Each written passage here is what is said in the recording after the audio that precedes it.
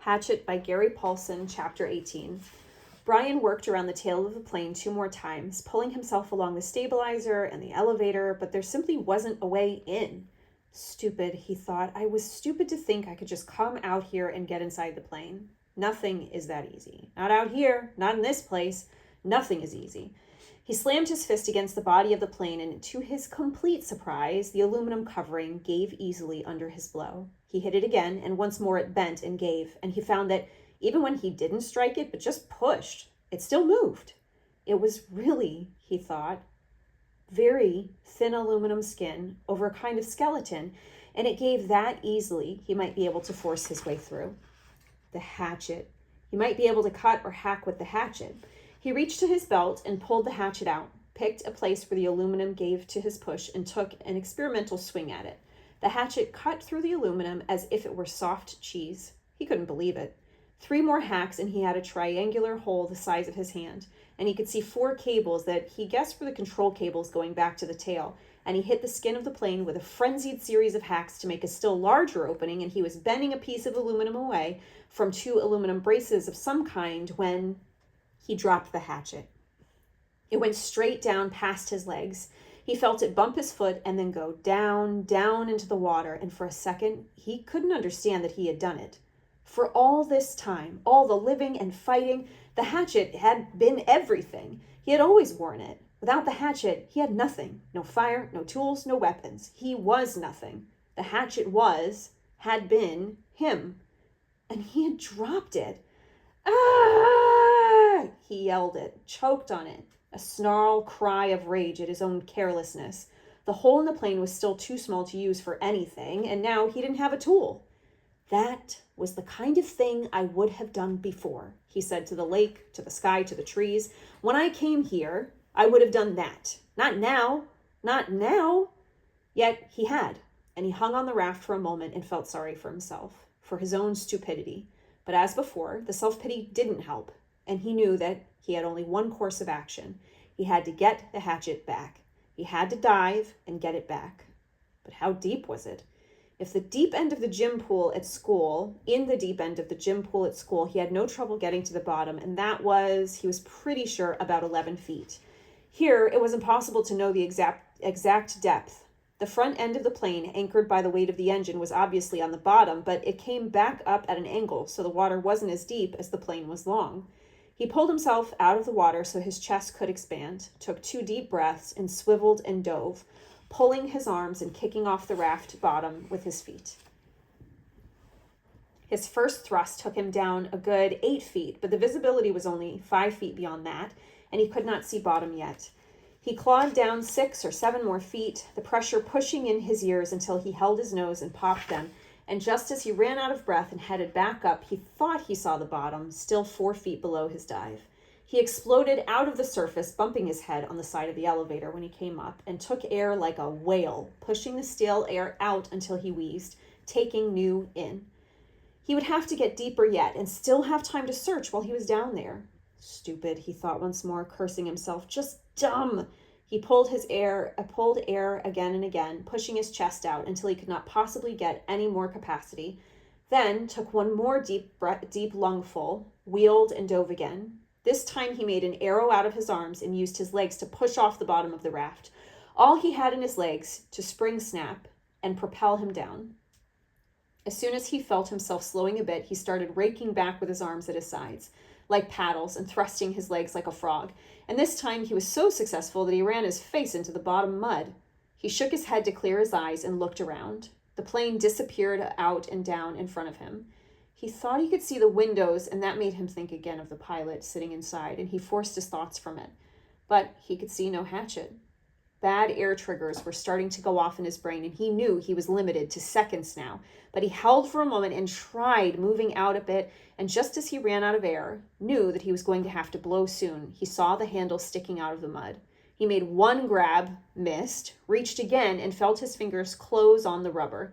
He clutched it and in one motion slammed his feet down into the mud and powered himself up. But now his lungs were ready to explode, and he had flashes of color in his brain, explosions of color, and he would have to take a pull of water, take it into his lungs, and just as he opened his mouth to take it in, to pull in all the water in the lake in his head, to pull in all the water in the lake, his head blew out of the surface and into the light. Jack! It was as if a balloon had exploded. Old air blew out of his nose and mouth, and he pulled new in again and again. He reached for the side of the raft and hung there, just breathing, until he could think once more, the hatchet clutched and shining in his right hand. All right. The plane. Still the plane. He went back to the hole in the fuselage and began to chop and cut again, peeling the aluminum skin off in pieces. It was slow going because he was careful, very careful with the hatchet, but he hacked and pulled until he had opened a hole large enough to pull his head and shoulders in and look down into the water. It was very dark inside the fuselage, and he could see nothing. Certainly no sign of the survival pack. There were some small pieces and bits of paper floating on the surface inside the plane, dirt from the floor of the plane that had floated up, but nothing substantial. Well, he thought, did you expect it to be easy? So easy that way? Just open her up and get the pack, right? He would have to open it more, much more, so he could poke down inside and see what he could find. The survival pack had been a zippered nylon bag, or perhaps canvas of some kind, and he thought it had been red, or was it gray?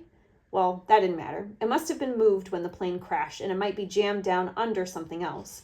He started chopping again, cutting the aluminum away in small triangles, putting each one on the raft as he chopped. He could never throw anything away again, he thought, because they might be useful later. Bits of metal, fish arrowheads or lures, maybe.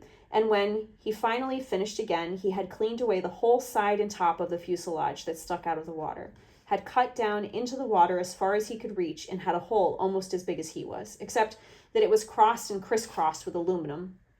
Or it might have been steel, he couldn't tell. Braces and formers and cables. It was an awful tangled mess. But after chopping some braces away, there was room for him to wiggle through and get inside. He held back for a moment, uncomfortable with the thought of getting inside the plane.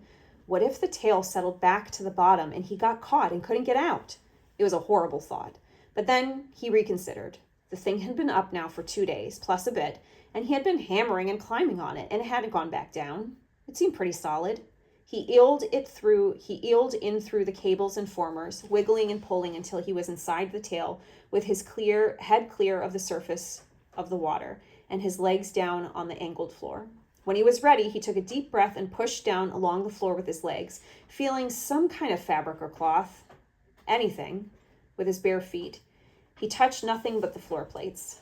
Up, a new breath, then he reached down to formers underwater and pulled himself beneath the water, his legs pushing down and down almost to the backs of the front seats, and finally, on the left side of the plane, he thought he felt his foot hit cloth or canvas.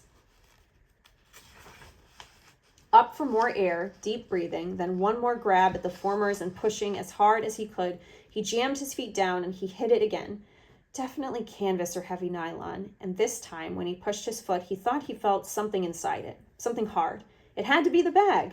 Driven forward by the crash, it was jammed into the backs of the seats and caught on something. He tried to reach for it and pulled, but didn't have the air left and went up for more.